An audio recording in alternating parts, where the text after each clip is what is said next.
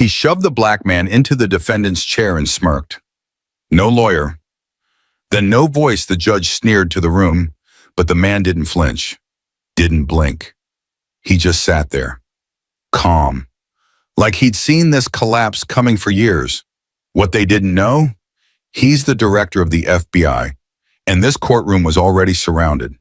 If that made your heart race, don't scroll. This isn't fiction. It's how silence brings justice crashing through doors. Tap like if you believe dignity needs no defense. Now come with me. It was late in the day, and the golden light that filtered through the courthouse windows did little to warm the chill inside. The courtroom was already full by the time the doors opened again. Locals had come not for justice, but for confirmation. In Millstone, they didn't watch trials to discover the truth. They watched to see that the story stayed exactly as they were told it should. When the officers brought him in, he didn't look like what they expected. No slumped shoulders, no signs of confusion. Just a man in a gray suit, a little rumpled from the holding cell, but clean pressed enough to suggest he'd dressed himself that morning with care. His hands were free now, but the red indentations around his wrists had not yet faded. There was no lawyer walking beside him. The chair where counsel should have been sat empty, quietly accusing the system that had made it so. And yet he did not look unsettled. He walked straight with the kind of stillness that made the room quieter than it meant to be. Garrison and Finley sat in the front row of the gallery, uniform relaxed and far too entertained. Garrison had one ankle propped over his knee, chewing something slowly as he stared at the man being seated. Finley leaned in, murmured something that made them both chuckle. The kind of laugh that didn't require a punchline. The kind that came when a man believed the ending was already written in his favor. He took his seat at the defense table with deliberate calm. A single glass of water waited for him untouched. Around him, the sound of murmurs began to rise. People whispering things they thought wouldn't be heard. Some called him a protester, some a troublemaker. One man called him arrogant, just loud enough for it to stick in the air. He didn't look at any of them, not even the judge's bench still empty. His gaze wandered calmly across the courtroom, not challenging but not yielding either.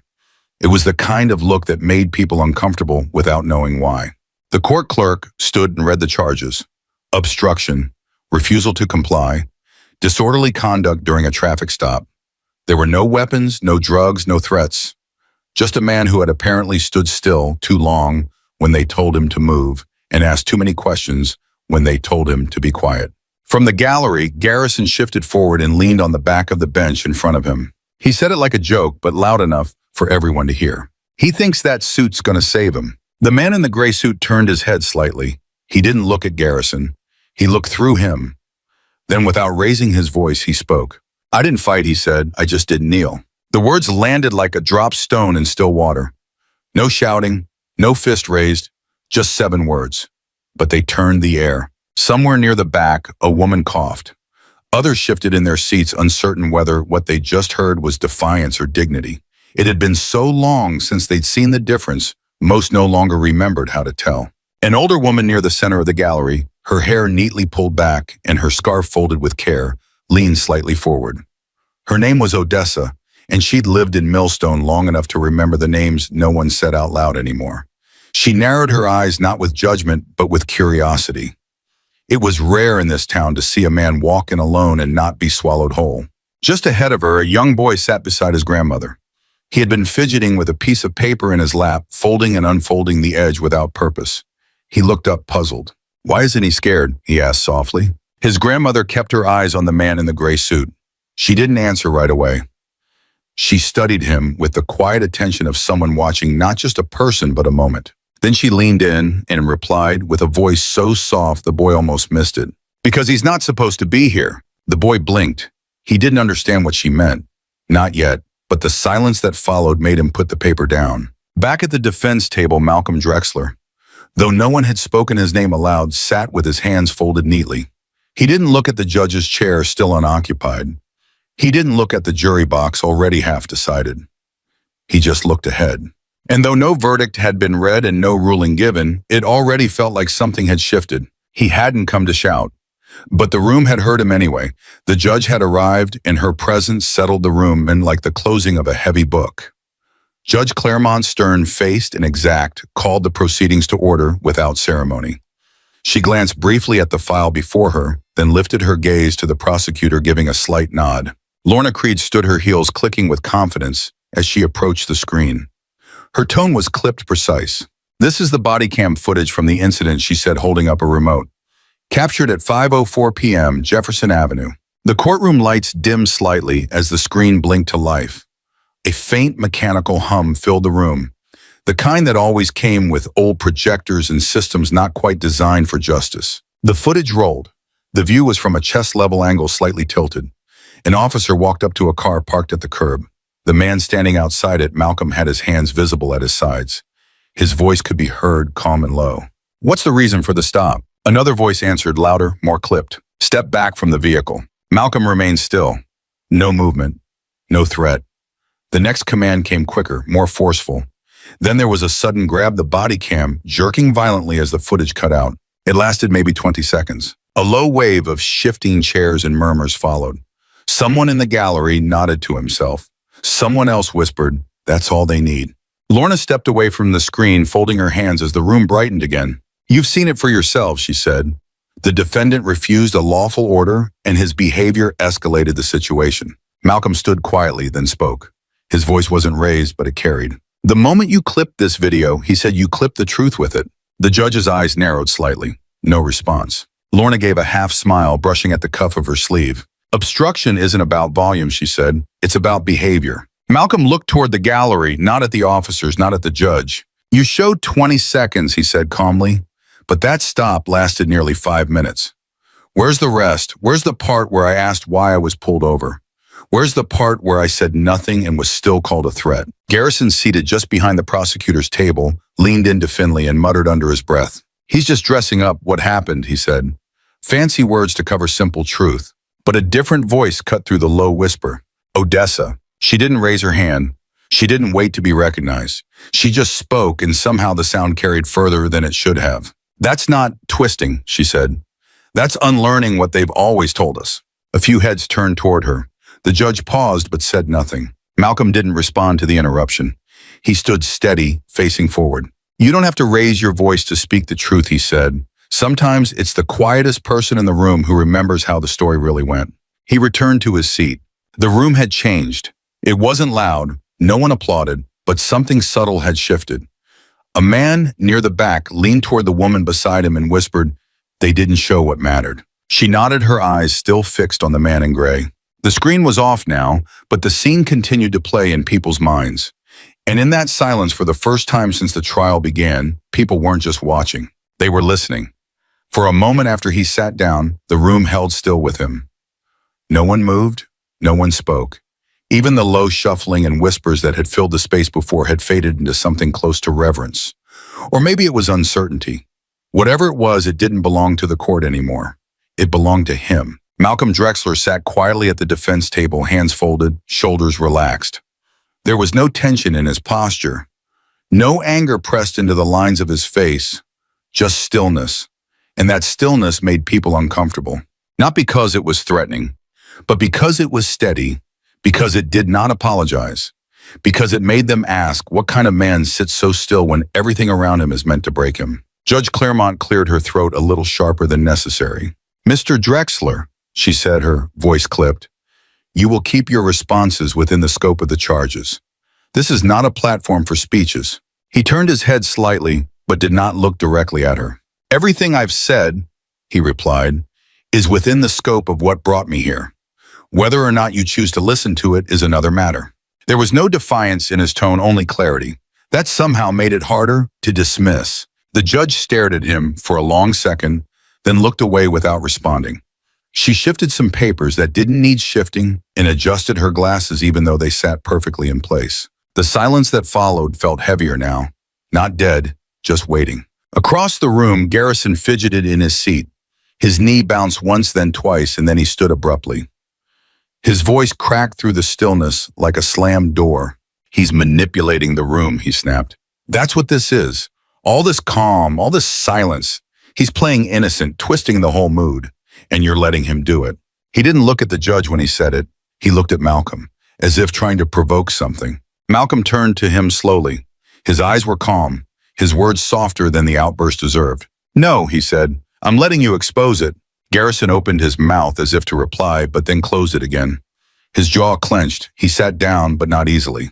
Somewhere in the back, a woman stood. It was sudden quiet. She looked like someone who didn't expect to speak that day. Her dress was simple, her hands nervous. She held herself upright like someone who was afraid, but had decided to do it anyway. I was there, she said. Her voice was barely above a whisper. I saw what happened. The gallery shifted. A few heads turned. The judge looked up sharply. Before the woman could say more, a deputy stepped toward her and gently placed a hand on her shoulder. Ma'am, please sit down, he said, calm but firm. She looked at Malcolm. Their eyes met, and for a moment it felt like something passed between them.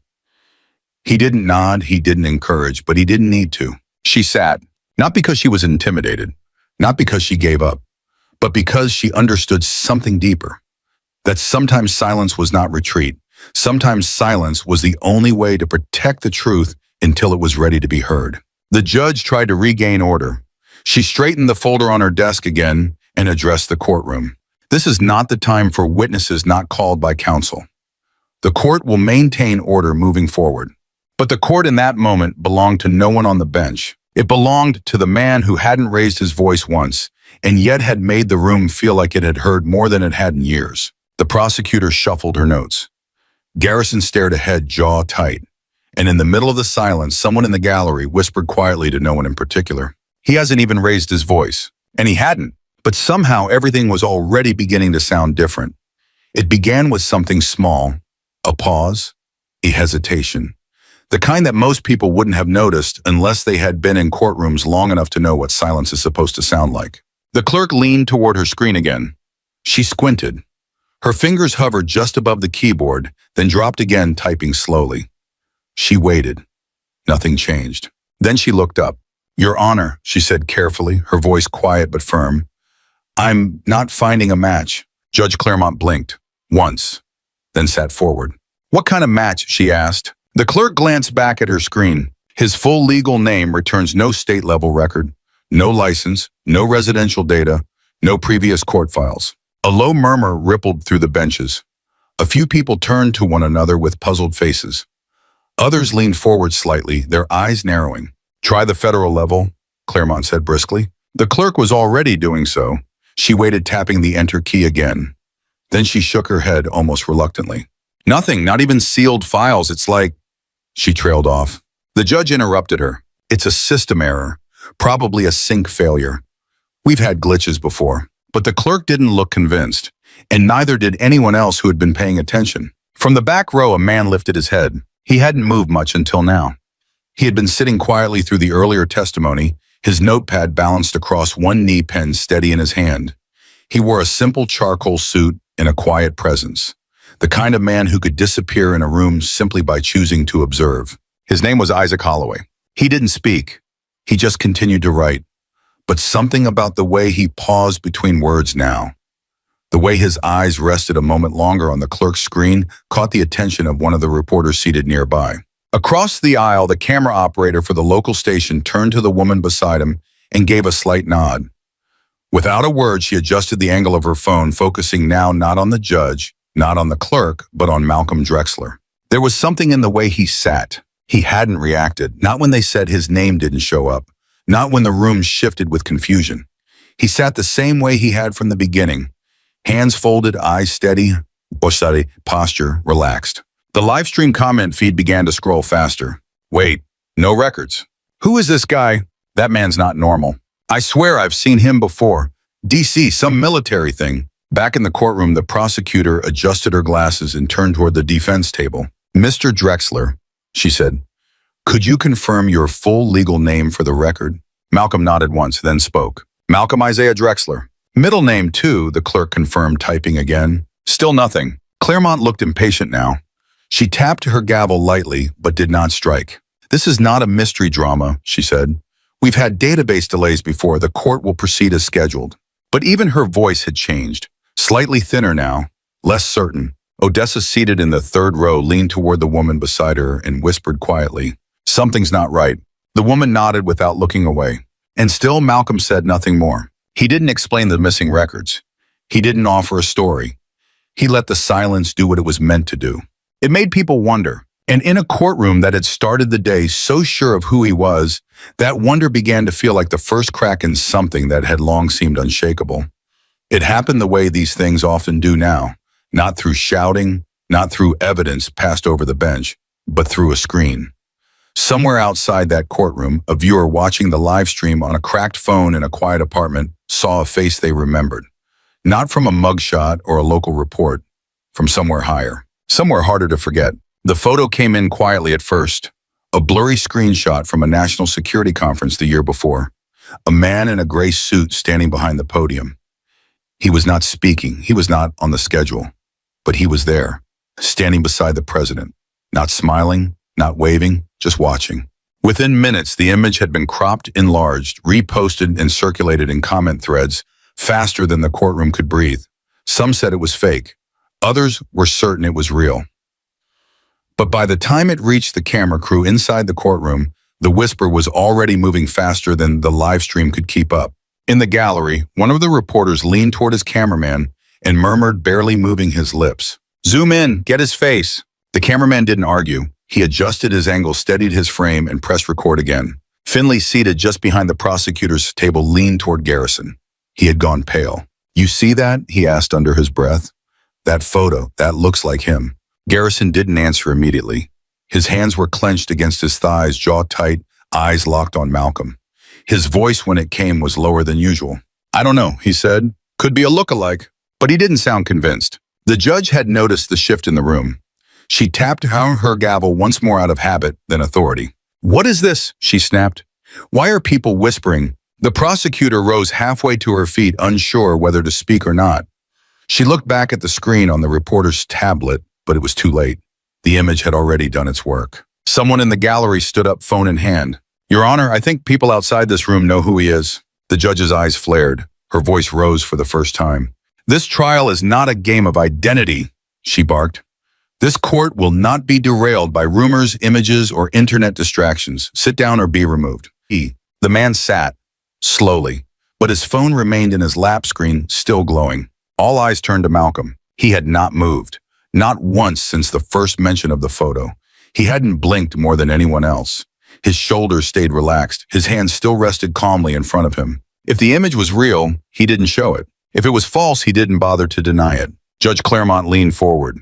"Mr. Drexler," she said sharply, "do you intend to address these claims?" He turned toward her, slowly, without haste. His voice was as even as it had been from the beginning.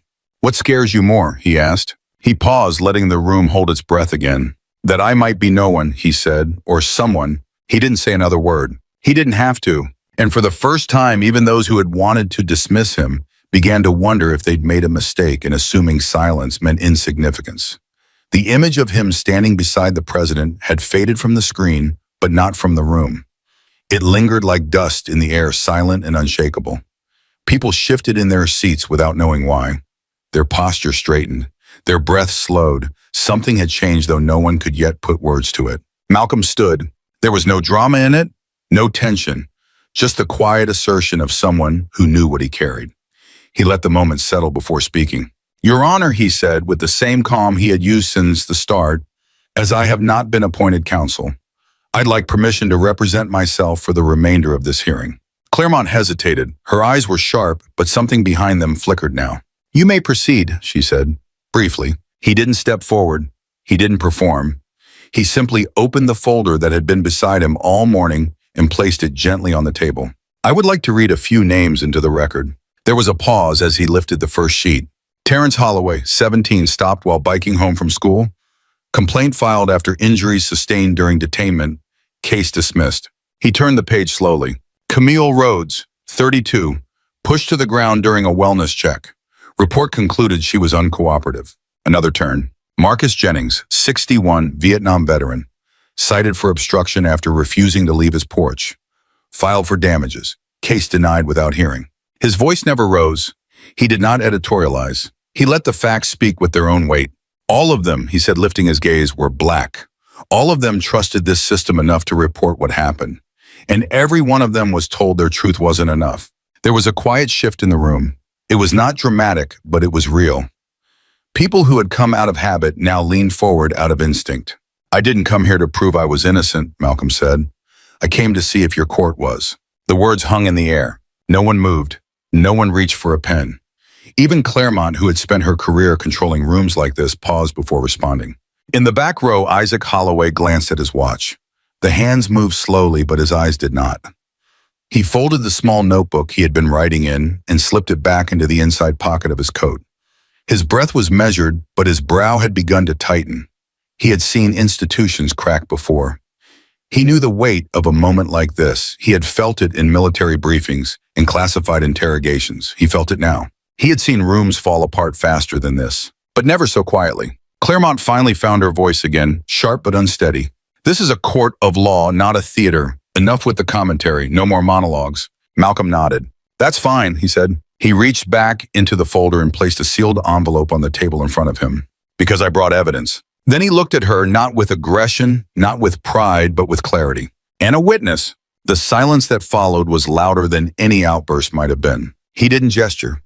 He didn't name names. He didn't try to explain what would come next. He simply let the weight of what had been said settle into the space where pretense used to be.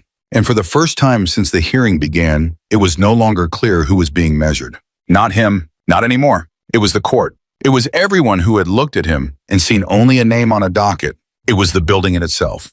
The silence returned not as a pause, but as a presence. Thick, settled, as if the room itself was holding its breath. No one moved. Judge Claremont adjusted her glasses, then reached for the gavel with a hand that moved slower than usual.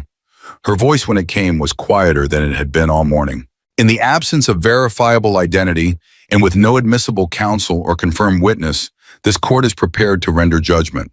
The gavel began to lift. Then Malcolm spoke, softly, as if continuing a thought rather than interrupting one. Call my witness. The words cut the air like a bell in a chapel, quiet but unmistakable. Claremont froze. Excuse me. Malcolm didn't raise his voice. He didn't repeat himself. He's in the room. For a beat, no one moved. Then from the back of the courtroom, a figure stood. Isaac Holloway closed the notebook in his lap, straightened his coat, and stepped into the aisle. His walk was unhurried, but it had the quiet certainty of someone who didn't need permission to be where he was going. As he passed Malcolm's table, their eyes met for a single moment. A glance, nothing more. But in that stillness, something passed between them. Not a signal, not a plan. Just a quiet exchange that told anyone watching this had been long prepared. Isaac reached the prosecution's table, placed a slim file gently on its surface, then turned to face the bench. His voice was low but calm, and it carried to every corner of the room. Your Honor, he said, my name is Isaac Holloway. He reached into his inner pocket and produced a leather badge case, unfolding it with deliberate ease. Deputy Director, Federal Bureau of Investigation, Internal Affairs Division. Gasps didn't come all at once. They came in slow waves, like the room needed a moment to believe its own ears. Isaac did not look at the audience. He looked only at the judge. I am here under directive authority, accompanied by federal documentation that will be submitted into the record as needed. Before Claremont could find her response, a voice erupted from the front row. Garrison. He stood so fast his chair scraped against the tile, pointing toward Malcolm, as if the act alone could shift the narrative. He tricked us, Garrison shouted. He manipulated this whole thing. This is a setup. His voice cracked with something beyond anger. Fear. Isaac didn't flinch. He didn't turn. This man, he said, is not the defendant. He is the sitting director of the FBI. Another pause, just long enough for it to sink in. And he came here to watch this courtroom fail, in person. There were no further outbursts, no shouts, just a stillness so absolute it felt louder than any protest. Claremont's mouth had opened slightly, but no words came. Her hand still holding the gavel had not lowered. Finley sat frozen beside Garrison, staring forward as if trying not to exist. In the gallery, Odessa leaned in slowly, not with shock, with something closer to recognition. She didn't nod, she didn't smile, but her eyes seemed to say she had suspected something the entire time, even if she hadn't let herself believe it. Malcolm Drexler remained seated. He had not moved since Isaac stood. He did not look triumphant. He did not smirk. He simply allowed the moment to land as it was meant to. Then, with the quiet grace that had defined him from the very first moment, he turned his head toward Isaac, toward the judge, toward the room, and nodded. It was not a victory. It was not a reveal. It was a confirmation of what had already been made clear. The man they had tried to judge had never truly been on trial. But now the court was. The courtroom had not moved since Isaac Holloway revealed his badge. But the silence now was different. It wasn't just shock. It was the breathless stillness of something long overdue. Something that had pressed at the walls of this room since the first moment Malcolm Drexler entered. Isaac placed a hand on the sealed folder in front of him, then lifted his gaze toward the bench. Judge Claremont's fingers remained on the gavel, her jaw set tight, but something in her posture had changed. "With your permission, Your Honor," Isaac said, his tone even but unshakable. "The Bureau would like to submit critical evidence that was altered, withheld, or ignored by key individuals involved in this case." Claremont's voice came slower than usual, her formality fraying slightly at the edges. "You may proceed," she said briefly. Isaac nodded and opened the folder. Inside were labeled drives, reports bearing the Bureau's seal, and a copy of Officer Garrison's original case file. He handed one drive to the technician. The lights dimmed, the screen came to life. This was no longer the version of events the courtroom had seen before. It began the same timestamp matching the previously shown footage. But now the missing frames appeared. Malcolm standing still beside his car, palms open, voice calm and respectful. The officer raising his tone unprovoked. The shove, then the strike. Malcolm never moved toward him, never raised a hand. His only resistance had been the refusal to kneel. Then came the parts that had been entirely cut, bystander voices. Yelling in protest, a woman calling from across the street. He didn't do anything. Another man shouting, "He's not fighting, he's bleeding." A slow motion replay of the blow to the head, blood bright against pavement. Garrison's voice, too loud now, shouting stop resisting to a man who had never moved. The video ended. The lights rose. No one breathed. A woman near the back wiped tears with the edge of her sleeve. Odessa's hand gripped the bench in front of her. A man who had laughed earlier now looked down at the floor. Isaac turned slowly, no need to raise his voice. The original report was falsified. Footage was edited before submission. Use of force violations were concealed. Complaints dismissed, warnings ignored. He paused, then looked at Garrison. By design. Garrison stood slowly, his body stiff with fury. "This is garbage," he hissed. "That man staged all of this. He lied about who he was, about why he came here. This is manipulation. This is a trap." He pointed at Malcolm. His voice rose with desperation. "He planned this. This is all part of his game." He took a step forward, but two plainclothes agents moved at the same time, one from each side. They did not raise their voices. They did not pull weapons. They simply stepped forward, calm and precise. "Officer Thomas Garrison," one said, "you are hereby placed under federal custody for obstruction of justice, falsification of official documents, and misconduct under color of law." Garrison tried to protest. The agents didn't react. One reached for his wrist. The cuffs clicked once sharp and final. No one in the courtroom cheered. They didn't need to. Justice didn't need applause. It needed to be seen. Judge Claremont cleared her throat, straightened, and tried to restore what had already unraveled. This court recognizes procedural failures in this case. However, these failures reflect administrative gaps, not willful neglect. A review board will address. Her words faltered. People weren't looking at her anymore. Claremont's eyes drifted down to the file in front of her, not to read, but to avoid every pair of eyes now searching her for the accountability she had never demanded from others. On the far side of the room, a reporter raised her phone and started filming. Another whispered instructions to a cameraman who silently panned across the gallery. Someone in the press row had already begun live streaming. The lens didn't look away. The story had started as a courtroom incident, but now it had become something else entirely. Malcolm remained seated. He had not moved, he had not smiled, he had not spoken. And yet every camera in the room was fixed on him. He had never needed to raise his voice. He had only needed the truth to be seen unfiltered, uncut, unedited. And now it was. Outside the courthouse, the wind shifted. Not loud, not urgent, but steady, like something too long ignored finally asking to be felt. The crowd had grown in the last hour not from spectacle, but from something heavier. They weren't just there to witness. They were there because they had seen themselves in what had unfolded. The clip had already gone viral before Garrison was even fully out of the courtroom. Now it was everywhere, on phone screens in waiting rooms, on televisions inside diners, on live streams shared across time zones. The moment Malcolm Drexler looked the judge in the eye and simply nodded was now being replayed with captions. One in bold white letters read, "I didn't come to prove I was innocent. I came to see if your court was." It didn't belong to him anymore. It belonged to the people. People weren't just quoting it. They were posting it beside stories of their own. A woman in Mississippi who had filed 4 complaints against a deputy and never heard back. A man in Detroit who had stopped going to court because it felt like walking into a place already decided against him. Parents, teachers, veterans, widows. One account posted the video with just 5 words underneath, "We've waited long enough. Speak." The courthouse steps filled with reporters. But this time the cameras weren't just pointed at the officials. They were turned toward the crowd, toward the ordinary people who were no longer willing to be silent. Isaac Holloway stood quietly near the front. When asked to speak, he kept it brief. "What you witnessed today wasn't just misconduct," he said. "It was a system tested and found wanting." He did not elaborate, and he didn't have to. Behind him, a woman stepped forward, holding a photo of herself. From years ago, bruises visible along her jaw. "My name is Camille Rhodes," she said. "I filed a complaint. They told me there wasn't enough evidence, that I was confused, that maybe I had imagined more than what happened. But watching today, I know now I wasn't alone, and I wasn't wrong." Her voice didn't rise, but it shook something loose in the air. Next came Marcus Jennings, walking with his service medals pinned to his jacket. "I sat on my own porch and got told I was resisting. They cuffed me in front of my grandkids. I didn't think anyone would believe me. Then that man walked into that courtroom and didn't yell. And somehow we all heard him anyway."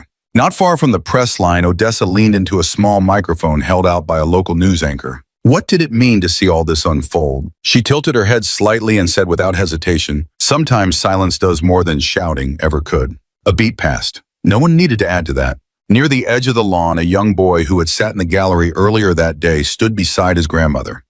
A journalist crouched to his height and asked gently, "What do you remember the most?" The boy didn't look away. He looked into the lens. "He didn't shout," he said, "but I still heard him." And across the country, someone pressed share. By evening, news outlets from coast to coast had picked up the story. Analysts debated the fallout. Commentators tried to frame the event. But the public already had. Across multiple states, civil rights groups began filing motions to reopen old misconduct cases. One mayor in New Jersey announced a full audit of police complaint logs dating back 10 years. In Colorado, a judge publicly recused himself from multiple pending trials after video comparisons raised flags about prior bias. It had taken one man's silence to shake loose what generations of shouting could not. Inside the courthouse, the reckoning did not stop at the doors. Judge Claremont had not returned to the bench since her chambers were cleared. An official statement had been released by the Ethics Board. She was now under formal review for past dismissals of civil rights claims, with multiple decisions flagged for re-examination. Thomas Garrison had already been flown to an out-of-state holding facility, his internal disciplinary records made public that afternoon. The headlines no longer referred to him as officer. They called him by his full name, followed by a list of pending federal charges and a footnote that read, "Previously shielded by judicial discretion." Lorna Creed, the prosecutor, who once stood with such certainty, submitted her resignation quietly. But the silence around her was different, not dignified, just absent. None of them had been named villains, but now none of them were invisible. As the sun softened over the steps of the courthouse, people didn't leave. They stood, quietly, together. Not out of anger or vengeance, but because they knew something had shifted. Not just here, not just for one man, but for how a system saw itself when finally forced to look back. Malcolm stood near the edge of it all, away from the microphones. He had no statement prepared, no soundbite to offer. But people still turned to look at him. Because even in stillness, he had spoken the loudest. He didn't wait for a cue. He didn't ask for clearance. When Malcolm Drexler stepped through the heavy courthouse doors, he didn't pause to scan the crowd or look for a camera. He simply walked. No speech, no escort, no statement, just the sound of polished shoes brushing stone one step after another as the world around him held its breath. The reporters didn't shout his name. The microphones didn't chase him. The moment had already passed, and yet somehow it was still happening. People turned slowly at first, as if realizing all at once that the man who had stayed seated through outrage and accusation and revelation was now on his feet, not to flee, but to finish something no verdict could have completed. He didn't wave, he didn't nod, he didn't acknowledge anyone, and still every eye followed him. Somewhere near the front, a journalist reached instinctively for her mic, then stopped herself. Her hand lowered, so did her voice. No one blocked his path. No one tried to stop him for a quote. They moved instead. Quietly, respectfully. They made room not out of fear or protocol, but because something in their bones told them this moment required more than questions. It required witnessing. He walked through this parted crowd the way a tide recedes after breaking open rock. And all around him, people stepped back not to create distance, but to create space. The kind of space reserved for those who have earned the right to pass through unchanged. An older man standing with his hand on the shoulder of his grandson leaned in and whispered just loud enough for those nearby to hear. That's what real power looks like. The boy didn't speak, but he didn't look away either. Behind Malcolm, the courthouse doors remained open. A moment later, another figure stepped out. Her robe gone now, her expression careful but exposed. Judge Claremont descended the same steps with far less attention. The cameras didn't swing toward her. The crowd didn't part. She moved along the edge unnoticed by most, unacknowledged by all. No one stopped her, but no one watched her leave. She crossed a world she had once presided over and now could barely navigate. Further down the steps, Malcolm paused for the first time. He looked out, not back. His face didn't show triumph. It showed something quieter, something earned. He continued walking. At the far end of the street, a long black car waited. It wasn't surrounded by security. There were no tinted windows or men in suits, just a door open waiting. But he didn't hurry, and he didn't climb in. He stood for a moment longer, as if letting the weight of the day settle not on his shoulders but behind him where it belonged. He didn't say goodbye. He didn't need to. And when he finally did step inside, the door closed without sound. The car pulled away without fanfare. But the silence left behind filled the street like thunder that never needed to crash. People didn't speak. They turned to one another slowly, some with tears in their eyes, some with something sharper, conviction, because it had not been his words that changed them. It had been the way he chose when not to use them. Later that evening, clips of his exit played beside those of his entrance. The difference wasn't in the man, it was in the world he left behind. In homes and schools and offices across the country, people remembered not the confrontation but the composure. They remembered that justice didn't arrive like a roar. It arrived like a presence. And it stayed. He didn't walk in to make them fear him. He walked in to show them what fear had made of them. And he left not with a speech, but with silence that said everything. If this story moved you, take a moment to sit with it, because sometimes the quietest moments leave the loudest echoes. This wasn't just a story about injustice. It was about dignity in the face of judgment, strength without spectacle, and the kind of power that doesn't demand attention, but commands it simply by being true.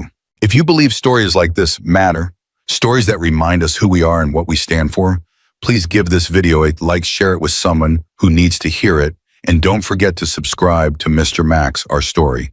It's not just a channel, it's a place where silence speaks, where truth holds, and where every voice, no matter how quiet, matters. Your support helps us keep telling stories that don't just entertain, but stay with you.